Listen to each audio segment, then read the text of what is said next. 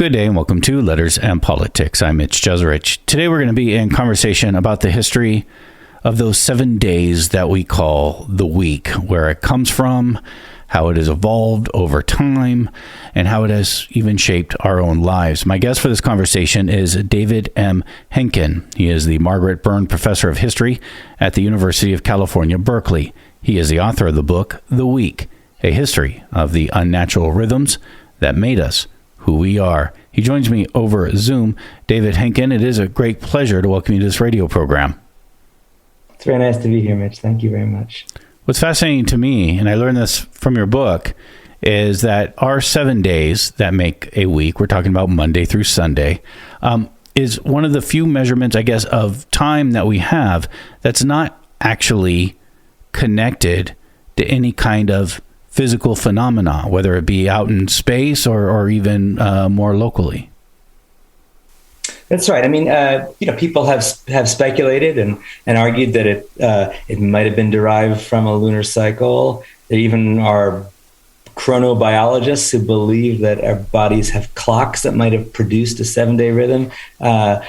But those speculations really don't have much foundation, aren't very persuasive. So I think that the dominant view among people who study such things is that it really is essentially an artificial time unit. It's made up of days, which are natural time units, but a cycle of 7 is essentially a convention that many parts of the world didn't observe until very recently. And that is really much more recent in human history than most of the other time-keeping units that are connected to the tides or connected, obviously, to the sun or the moon or the planets. So the 7 days are arbitrary? I would say that they are arbitrary in origin. I mean, people entertain the possibility that the reason why the 7-day week has spread and survived and endured might have to do with the way it fits features of the way we think. But yes, I'd say it is essentially arbitrary, or this is what's called conventional, artificial in origin. And that's why many societies have done quite fine without a 7-day cycle, without a continuous cycle of any number, really, that's of days between 1 and a month. Do all societies today use the 7-day week? It appears that they do. I mean, I'm sure there are lots of individuals and communities and communes that live off the grids of the 7-day week. It's easy enough to do so if you're not connected with larger societies, and we all are familiar with workplaces that essentially live off the grid of the week by having cycles of work that are either more irregular or of different length. But there are no societies that I know of that are sort of just outside of the realm of the week. But if we were having this conversation 150 years ago, I would have said that most societies in East Asia, for example, don't observe our 7-day week. Yeah, that's interesting. You were writing that while some cultures or societies have been observing a 7-day week for thousands of years, some are still quite new to them. And you were writing about Japan as being one of those. What did Japan have before? Because it's a very modern society, and it's a society in which the week is now, the 7-day week is observed and is thought of as entrenched and real and all that. But it's really quite recent. The 7-day week was essentially introduced, I would say conceptually even, to Japan during the Meiji reforms in the last third of the 19th century. Not really until the 20th century that the 7-day week had widespread observance in Japan. One interesting anecdote I'll share from a trip to Japan is that if Mitch, if you and I had an appointment that we wrote down on a piece of paper, and it said, we're going to meet on Wednesday, December 14th, based on a conversation. And then we looked at our calendars and realized there is no Wednesday, December 14th this year.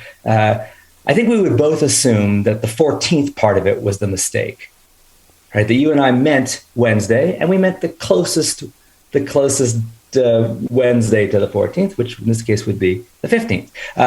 And almost everyone, in fact, I say everyone I have spoken to in the United States or in Western Europe, when I remind them of that quite common occurrence that, so you have a date that doesn't work, they all would say, yeah, for sure, if someone said Wednesday, December 14th, they must mean Wednesday, December 15th. I asked someone over 65 in Japan if a group of people had agreed to a meeting on a date that didn't exist. She said that she thought the date would be more reliable. Interesting.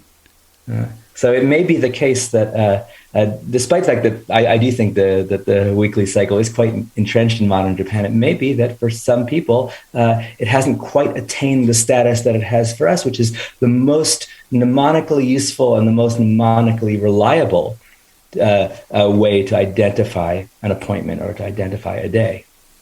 That's interesting, because you're right. If we were to say we're going to have this interview on December, I even had to think about what today's date is, right? Exactly, because it often doesn't matter. Yeah, but we routinely look at our phones and our computers to see what date it is. We never do that for the day because we feel like we ought to always know what day of the week it is. The instant we wake up in the morning, and that sort of bizarre, almost sort of really mysterious moment where you suddenly place yourself in time and in space, the day of the week is right there. The date is not. The date requires thought, often research. Do you think it's more intimately connected to our lives? If it's Monday, I know I'm at the beginning. Connected to our lives, but yeah, I think two other things. I think, and this I wouldn't say has been true for the whole history of the week, but I'm arguing in this book has been true in the United States since the early 19th century, that we have lives that are characteristically Tuesday or Wednesday. We don't have lives that are characteristically 13 or 14 or 15.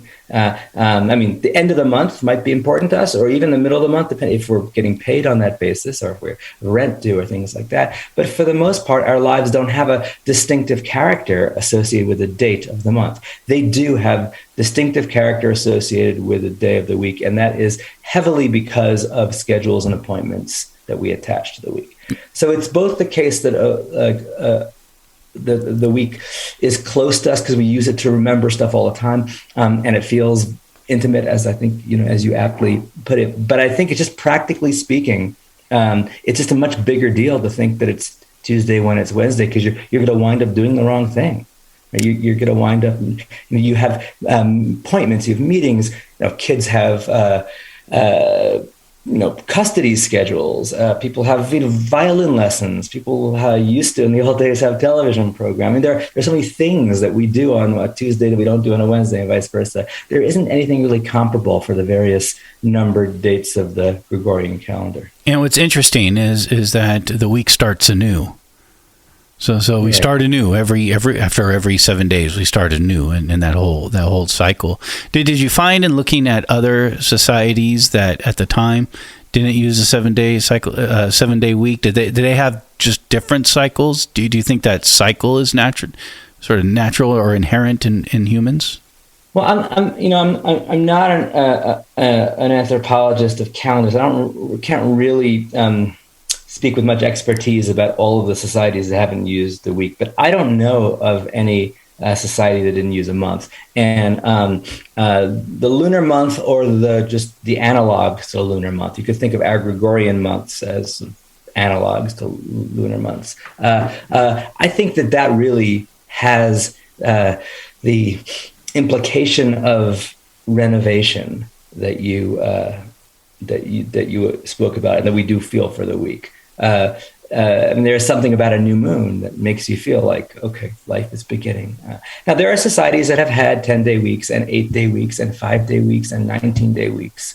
And they probably felt some sense of renovation there. But yeah, the 7-day week as a chance to start anew is, I think, a fairly old feature of the week in Western society. I don't think that changed so much in the 19th century, but that is a persistent thing. And that's why we often use a week as a unit of stock taking. Like, what have I gotten done this week?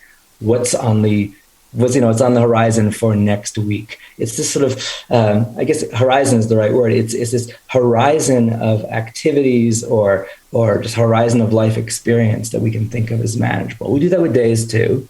Did you have a good day? Did you have a good week? We tend not to do that with months. We do that with years. This is an interesting thing. Yeah. But did you have a good month? Yeah, I don't think I've ever asked anyone that or have been asked that. No, I mean, the only exceptions I might think of is if you have a business that uses the month as the principal unit of accounting. Like what were your sales like this month? What was payroll like? That might be. But in ordinary life, I don't think certainly one test that you wouldn't ask a kid, did you have a good month? Right? You might ask a kid if she had a good week. You'd certainly ask her if she had a good day. You mentioned the Gregorian calendar. This is the calendar that we use today. People may just have assumed that the 7-day week was a product of the Gregorian calendar, but not so. The 7-day week is much older than the Gregorian calendar.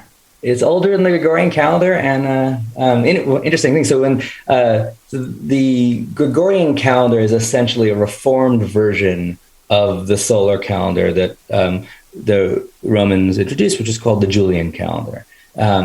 It's a very, very small tweak that the Gregorian calendar introduced. That I won't geek out here and describe it in great detail, but basically involves reducing the frequency of leap years. But what it did, because it was coming in, centuries and centuries after the Julian calendar was introduced, is it required the elimination of a bunch of days, depending on when it was instituted. So in the case of the British Empire, when Great Britain decided to switch to the Gregorian calendar and to impose that switch on its colonies, they had to get rid of 11 days, right? So suddenly 11 days, you went, I forget now what the dates were, but it went from September 4th, the next day was September 12th, but it didn't disrupt the weekly calendar. It still went from being Wednesday to being Thursday, because the Gregorian calendar and the weekly calendar are completely unrelated. You could have one without the other. Many societies did. When European empires sought to colonize various parts of the Muslim world, it was a big deal to try to impose the Roman calendar onto the solar calendar that Muslims live by. It was not a big deal at all to impose the week. They didn't have to impose the week. Both societies observe the week, and the week lives on independent of a Gregorian calendar.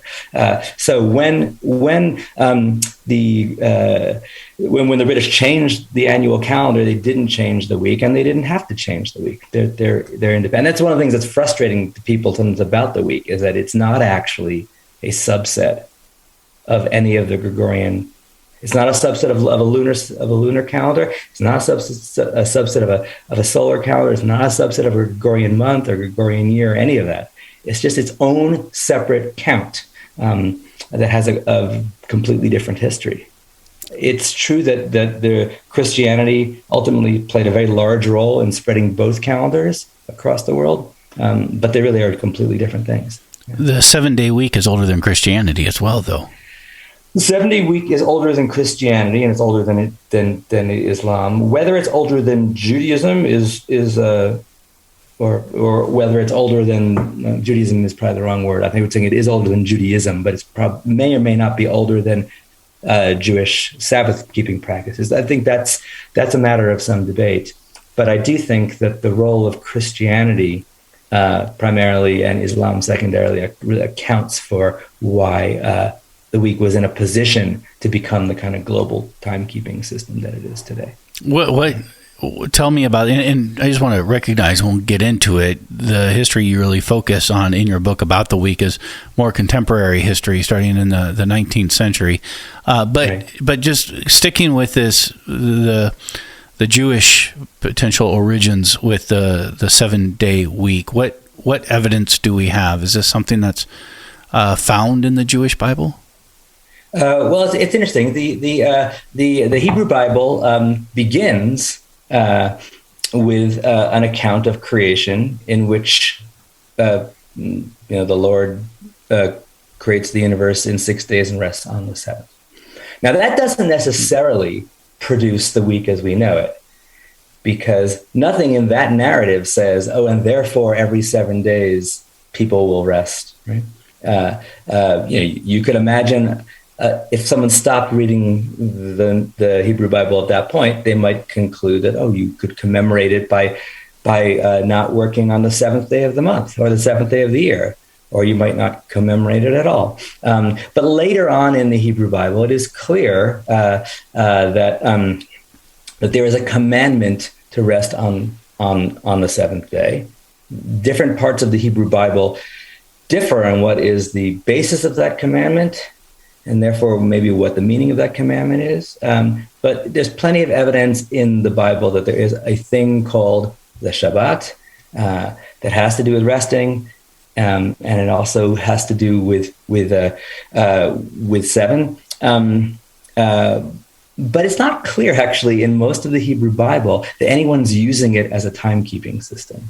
It's not actually the calendar by which things happen in the Hebrew Bible. It's not really until the Apocrypha that you begin to see evidence of it. So these things are debated by scholars of the subject, and I'm not a scholar of that subject, but I think that the best evidence really suggests that it's not until around the first or second century BCE that Jews really begin using the 7-day week as a calendar.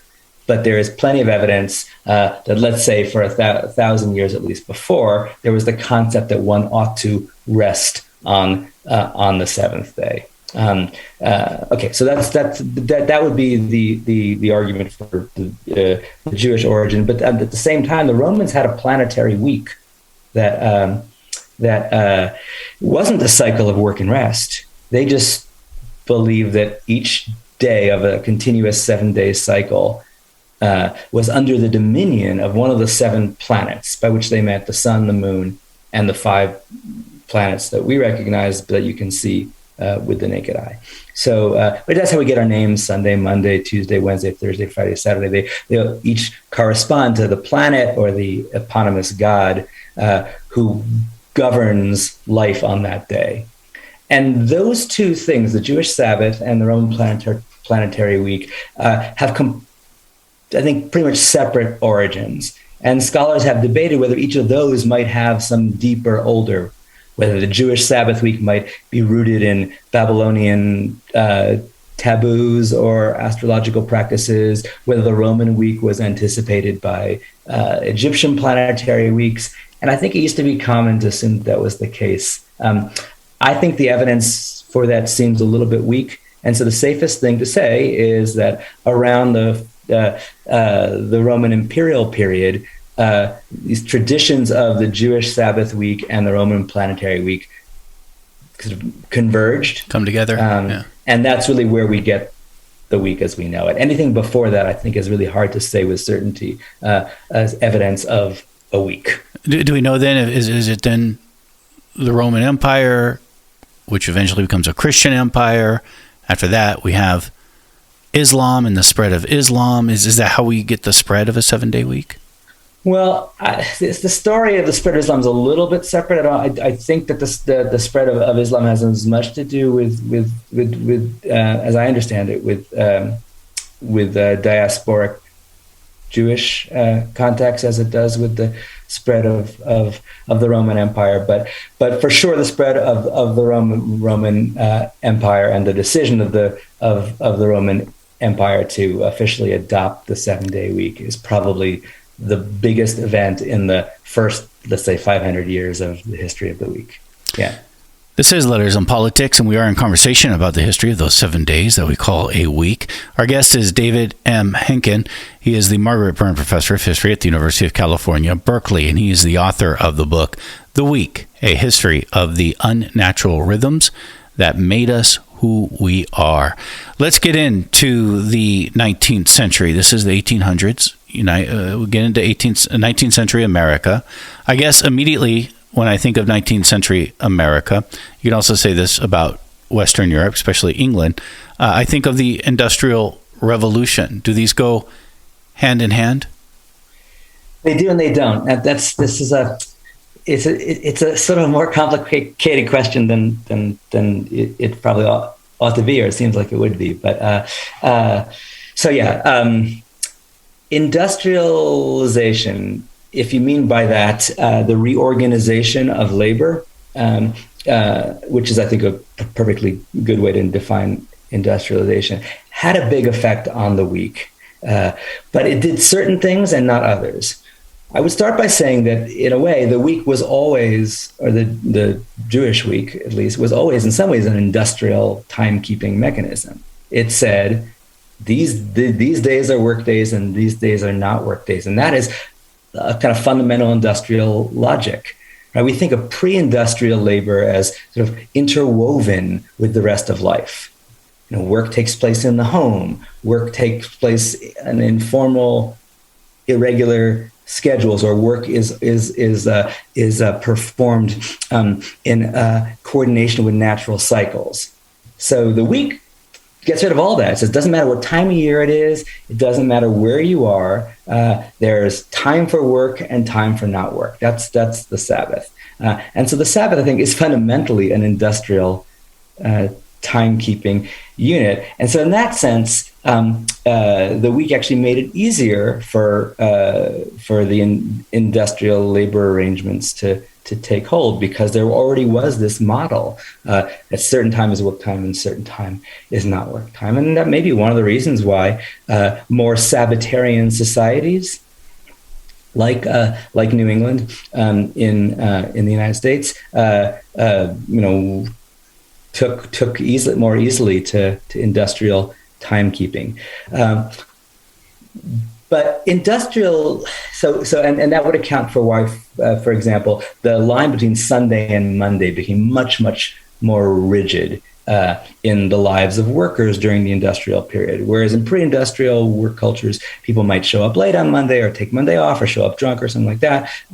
Monday became a full work day. It also probably accounts for why eventually Saturday became a full not work day. In other words, the boundaries of work and rest became less porous, more clearly defined under the industrial order. But that actually wasn't the biggest innovation of the week during the 19th century. The biggest innovation of the week was the differentiation of the days. Because if the only thing a week did was tell us whether it was a weekday or weekend, then we wouldn't care so much whether it was Wednesday or Thursday. And thinking it's Wednesday and trying to be Thursday wouldn't be such a big deal. I mean, yeah, they're different because they're further, one day is in the middle, one day is close to the end, but that's not a huge difference. The huge difference that we feel between every day of the week required that those days become differentiated. And I don't think that industrialization played a huge role in the differentiation of days. There were certain sectors of work where it did, and they're not the ones that we think of as typically industrial. There were things like housework. People began to use the week to allocate different tasks and schedule them accordingly. So Monday becomes washing day, or Tuesday is when you iron, or Wednesday is when you bake pies. I do think of that actually as an industrial system of labor exploitation, but it's not what we usually think of as the site of industrialization. These aren't factories, and doesn't involve automation, and in fact, in many cases, didn't even involve wages. Here's another one: schools. Schools we don't really think of as industrial, but this is also the era of mass schooling, where for the first time it became normative for ordinary people to attend school every day, or at least every day with breaks on Sunday and often on Saturday too, and sometimes on Wednesday. The school also used the week to differentiate days. Like every Wednesday we will have an early dismissal, or every Friday we will have an examination, or eventually this class will meet on certain days of the week and not other days of the week. And school is one of the major institutions that I think continues to really entrain us and discipline us into this idea that you got to know what day of the week it is. So if you count that as industrial, then sure. But if you're thinking of factories, I don't think factories played as large a role in differentiating the various days of the week. They just played a big role in doing what the week had always done, which is to sort of rigidly, artificially separate work from leisure. The week is used to organize other people, organize strangers, even. Right. It's used to organize, to impose schedules on strangers, and it's also used to coordinate in a consensual way the activities of strangers. Right. I mean, you and I might both want there to be a theater matinee on Wednesday. It's not being imposed on us. It's convenient for us. You and I don't know each other, but if we don't go to the theater at the same time, the theater company isn't going to be able to satisfy either of us, because it's not going to put on a performance for just one of us. It's only going to do it if there are enough of us there. So you and I are coordinating if we live in let's say in Philadelphia in 1845, you and I are coordinating our lives, but consensually. Right? We both want to go to the theater. We both figure out, there's going to be a theater matinee and it's going to be on Wednesday, or there's going to be an opera performance and it's going to be on Thursday, or there's going to be a lecture in town, but that lecture is always going to be on a Tuesday.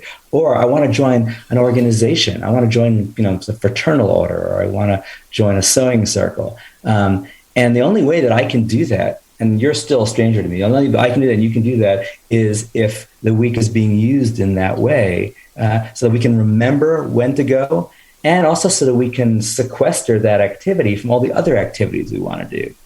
If instead you and I belonged or wanted to go to a theater that said we're going to meet every 5 days, and then we also wanted to go to a class or join a club that met every 3 days, it wouldn't work, because we would have irregular schedules. We wouldn't always be free at the same time.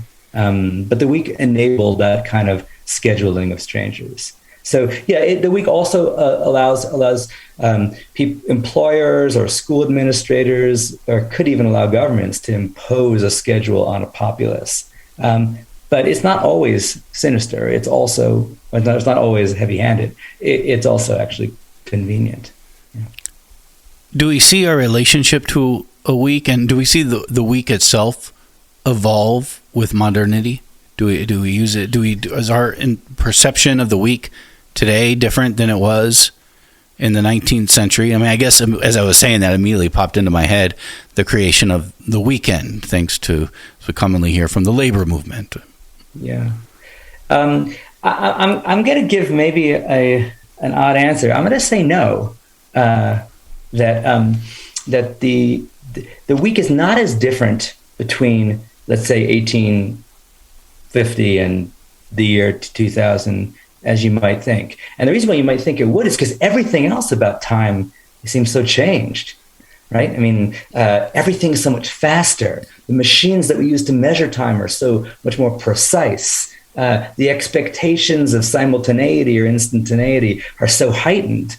In 1850, we didn't have official time zones, and we didn't have real agreement about where the international date line was, and we didn't have daylight saving. So everything about time seems to be really different. And of course, there was, with the spread of steam railroads and telegraph networks. And I think basically the experience of the week that we have right now is pretty similar to the one that emerged in the early 19th century. It's not any more precisely measured. It's not itself, sped up, or its structure hasn't changed. It's not longer or shorter. A couple things have changed, but I want to talk about those. So one is the one that you mentioned, which is that although the structure of the weekend split is the same, the weekend itself is longer. And I would say it's true. I don't believe, though, that the labor unions exactly created the 2-day weekend. What the labor unions did, and this is very, very important, was that in the early 20th century, they extended to working people a norm that middle-class people had already begun to really enjoy, which was Saturday as a half day off, or even as a day off. Lots of sectors of the white-collar population, and schools also, essentially had 2-day weekends already by the time the labor unions pick up the demand for a 5-day week. The labor union's big demand in the 19th century was about the number of hours.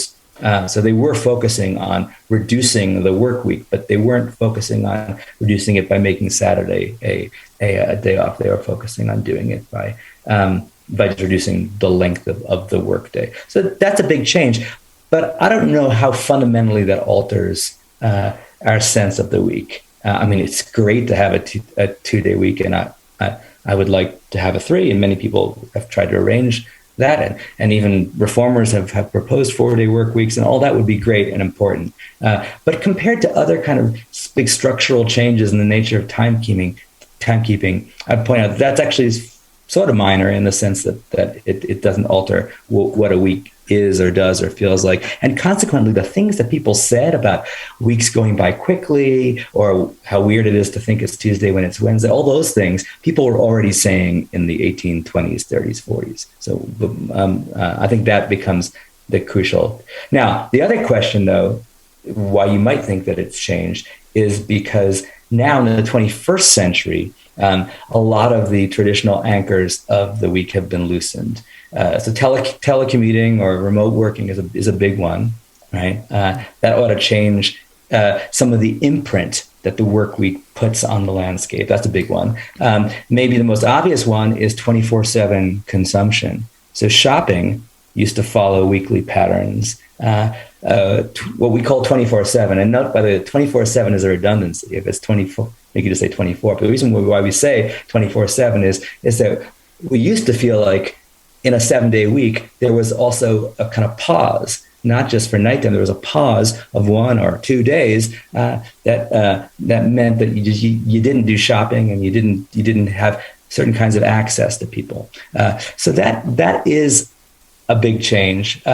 I don't associate that exactly with modernity. I think the modern week is really the 19th and 20th century week. I think we're now in some moment of, you could call it a kind of post-modernity, where some of the anchors of the week are loosened. And I'll mention one last one that I think is underrated, and that is asynchronous entertainment. So for most of the period that I'm writing about, and part what I think is a real crucial feature of that history, the fact that people consume entertainment together by weekly schedules is very, very big to our sense of time. And depending what generations we all are, many of us think of radio programs or television programs, even movie schedules, as really sort of anchoring our sense of the week. And now we really don't consume entertainment synchronously. And so that whole thing is gone, with one very powerful exception, and that is spectator sports. Spectator sports continue to use the week as a fundamental scheduling principle for a form of entertainment that is still spectacularly popular and common. And the one sport that I think is most attached to the week is football, at all levels: high school, college, and professional. As long as those activities, those enterprises continue to use the week as fiercely as they do. And there are lots of reasons why football does. But I think for a lot of people will continue to at least have some experience of weekly entertainment schedules. So Monday night football, and then or Saturday college football, or Friday night lights, or Sunday and then a Sunday evening game. All of that will continue to make people feel like the week is a real thing.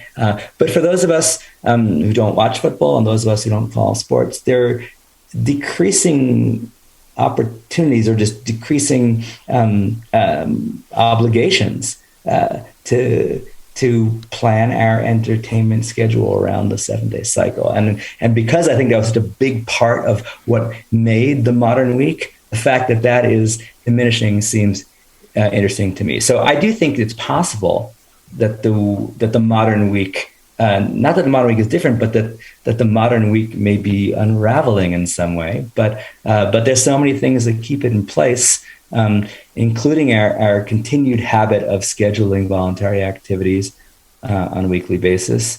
And and just including these long traditions of thinking of the week as a real unit of time. Yeah. And when there have been attempts to rationalize the week, people reject it. People don't want to make any changes in the structure. I'm going to ask you about that in a moment because I am interested, especially what happened in revolutionary France and Russia when they tried to change the week. But before we get there, just to piggyback on what you were saying, the way you had me thinking about how am I anchored to the week. And I am a sports fan, so I completely hear that football aspect of it. But I think for me, the big anchor to the week is 2 days, Friday and Monday. If it's during the week, I'm thinking to myself, how many days until we get to Friday, right? Because I have a traditional work schedule. How many days till I get to Friday? And then, of course, Monday's the big day when I got to go back to work. And I think that's true for many people, that still the most striking features of the days of the week have to do with what you might call the Sabbath cycle or the dominical cycle or the work rest cycle. I don't mean to suggest that has really receded. I just think that in the 19th and 20th century America, other uses of the week were sort of superimposed on top of that gave us other reasons. Because if it were just that, if all of our feelings about the week were just, is it weekend and is it the transitional days, the Monday and Friday, then we wouldn't really care that much if it was Tuesday, Wednesday, or Thursday, except insofar as it marked, the imminent arrival. But so many of us have, I think, distinctive associations with those days. And this is what I discovered when I began.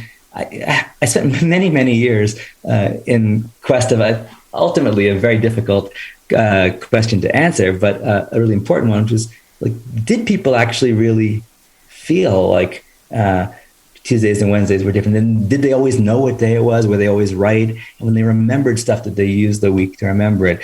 And, to the extent that I was able to find an answer, the answer was yes, they really did know in the middle of the 19th century what day it was. They did remember things by the day, and they remembered it because of distinctive activities they did then. So I'll just give you one example. Someone goes on up to the witness stand in a criminal trial, and they're asked to recall events from a couple months ago. And they say this took place, and they'll be asked when. They'll say, I'm not sure what date it was, but it was definitely a Friday. And I know it was a Friday not because, thank God it's Friday, but because Friday is a day where I clean this part of my house. Yeah. I remember it was a Wednesday because I was supposed to wash my clothes on Monday at the boarding house where I work, but instead I pushed it to Wednesday. So they begin saying things like that. And when they tell stories in their letters about the recent past, they're always using the weekly calendar, not the monthly calendar, to tell you when something happened. Or one other example, parents have lost they lost their child, and the year anniversary of the death comes up, and it doesn't seem right to them to observe that anniversary on the date because it was a different day.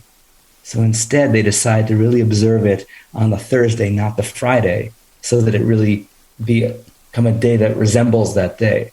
So here's the irony. There's nothing natural about the relationship between one Thursday and another. It's just a counting convention.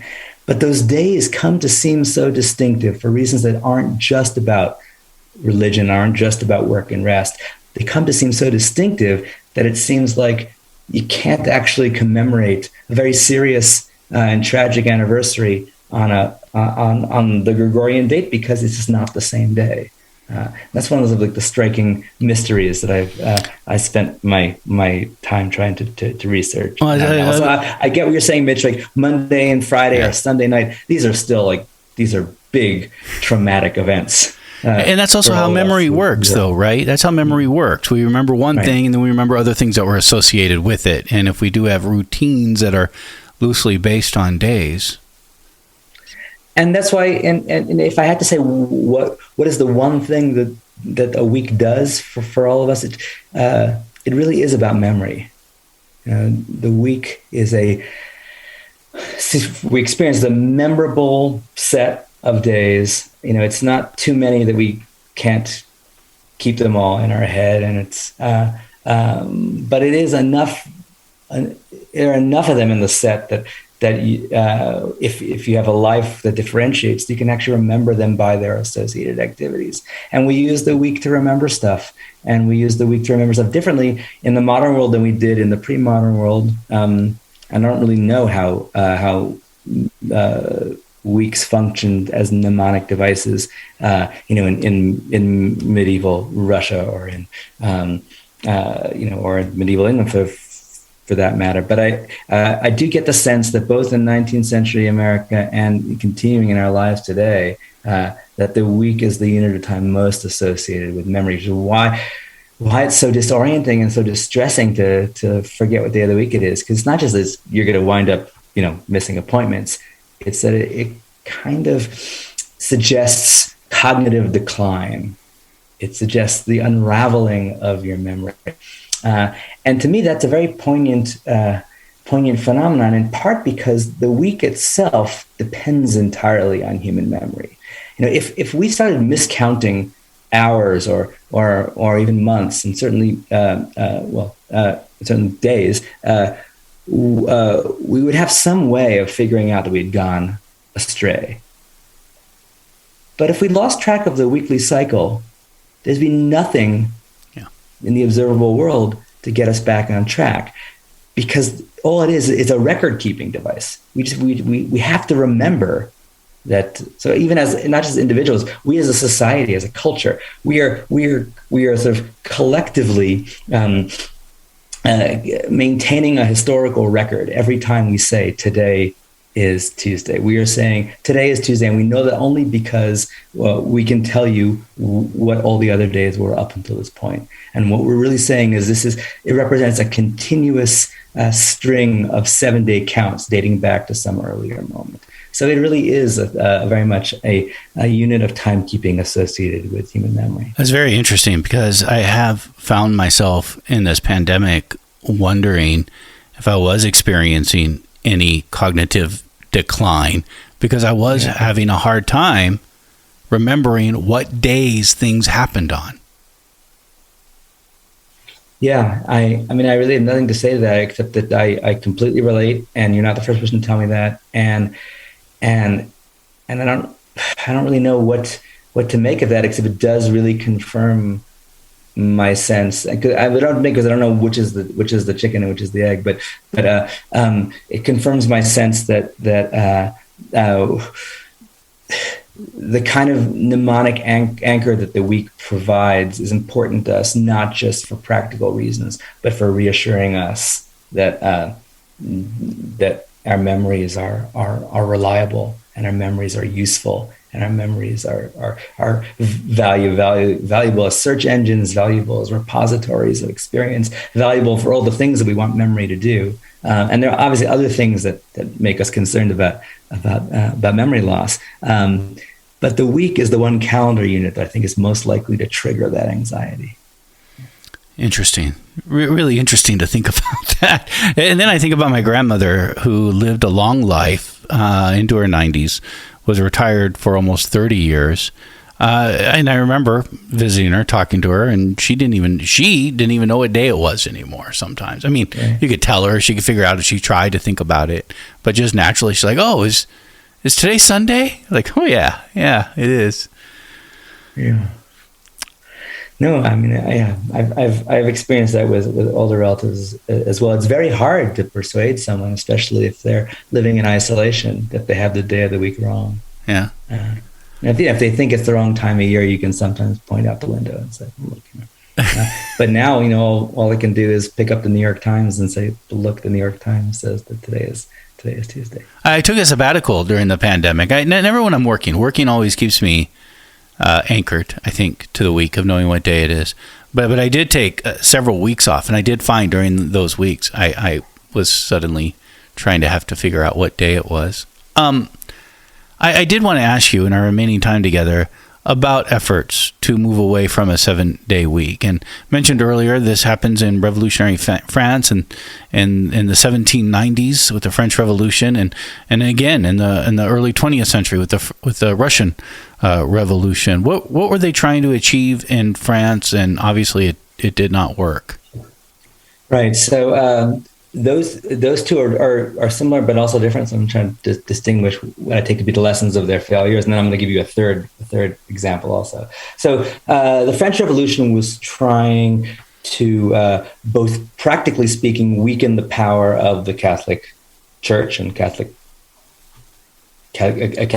clergy, and recognize that Sunday church going was really both the site and in some ways even the source of their power over everyday life. So they wanted to eliminate the Sabbath, but also ideologically they wanted to replace what they regarded as an obscure, irrational religious calendar with one that made sense and was rational, which is why they went for things metric, which is why the French Revolution gave us all of these far more rational metric measuring devices to replace the ones that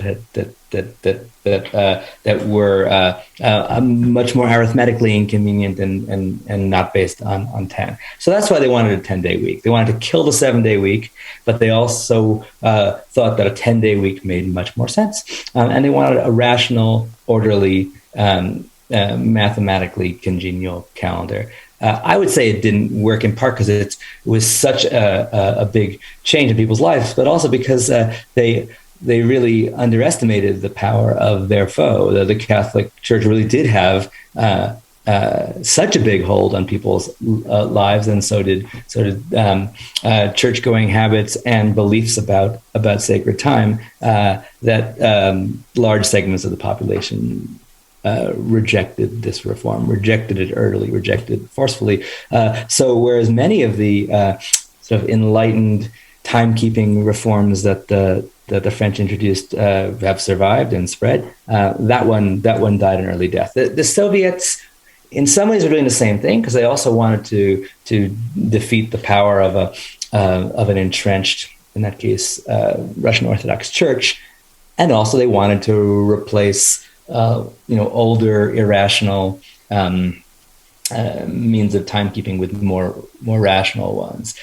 But they wanted something else too. They wanted essentially not just to reduce the week from 7 to 6, first from 7 to 5, and then again to 6. They also wanted to stagger the week so that we'd have a non-coordinated week. So every segment of society would get a color, and if you're in the purple team, then you'd have this day off, and if you're on the yellow team, you'd have a different day off, and that was for the goal of continuous factory production. Right? So it seemed wasteful to have the Bolshevik Revolution was going to be a model for not only for worker control of the means of production, but also for productive efficiency and for productivity more generally. So they wanted not to have factories sitting idle 1 day a week. And I would say that given the complicated history of the Soviet calendar reform efforts, that was as big a problem as the power of the Russian Orthodox Church. The people just didn't want a non-coordinated day off because the modern week, which had really emerged between the time of the French Revolution and the Russian Revolution, that modern week was at heart a coordinated week, right? If one of the things a week does is allows large impersonal societies to coordinate activities, then a non-coordinated week sort of defeats the purpose. So it was partly that people wanted to have the same day off as their spouse or their parent or whatever, but I think they also wanted to have the same day off as strangers, and wanted to just be able to have a calendar that was useful for coordinating with other people. So that failed, and it failed pretty quickly too. Both of these were short-lived, doomed experiments by societies that were otherwise successful, especially in the Soviet case, in radically remaking everyday life. The third example I would give is of Western capitalism. Big business in the United States in the late 19th and early 20th century overwhelmingly lent its support to efforts to reform the weekly calendar in a much smaller way, not by changing its length, but by making it fit better into the monthly or crucially the yearly calendar. So one of the things that's really inconvenient about the fact that the week is an independent calendar is that it creates all these accounting irregularities. Months have different numbers of weeks in them, and therefore months have different numbers of weekend days. And so if you're running payroll, or you're trying to, or just doing any kind of business accounting, that's a problem. And years also, there's an irregular number of work days in a yearly calendar. So several big businesses, the one that was most famously involved was the Kodak Corporation, which for all its internal purposes had already adopted a different kind of calendar. They wanted a calendar where every year would have the sort of a standard weekly setup, so that December 14th would always be a Tuesday. And the way to do that, there were all these competing proposals for how to do it, but all those proposals had in common was they had 364-day year, and 364 is divisible by 7. And then at the end, you'd have leap days that had no weekly value. So you could go from, for example, Saturday, December 31st to the holiday, leap day, and then the next day, right, would be Sunday, January 1st. That leap day would be extra hebdomadal. It would be outside the weekly count. So if you think about it, it's a really, really small tweak, right? A week is still 7 days long. A year is still, on average, 365.24 days long. Some of these proposals did it by changing the month, but those didn't matter so much. All it did was say there'd be 1 or 2 days every year that had no place in the week. Okay, we're just going to skip them from the weekly count.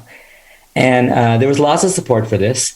And many of the people who supported this proposal were the same people who proposed things like, mean time zones and Greenwich Mean Time and daylight savings and all of the things that organized global timekeeping in the 20th century. They supported this too, but this one didn't pass. It was, I'd say, really a powerful movement for about 40 or 50 years that in retrospect now looks to us like Esperanto, one of these lofty ideals that a lot of intellectuals thought would be cool, but really never stood a chance. But I don't think that that's the right way to look at it. I think it was a perfectly rational, reasonable timekeeping scheme that wouldn't have inconvenienced people or required people to change many of their habits. There's really no reason why it wouldn't have caused problems for like entertainment or school or anything, right?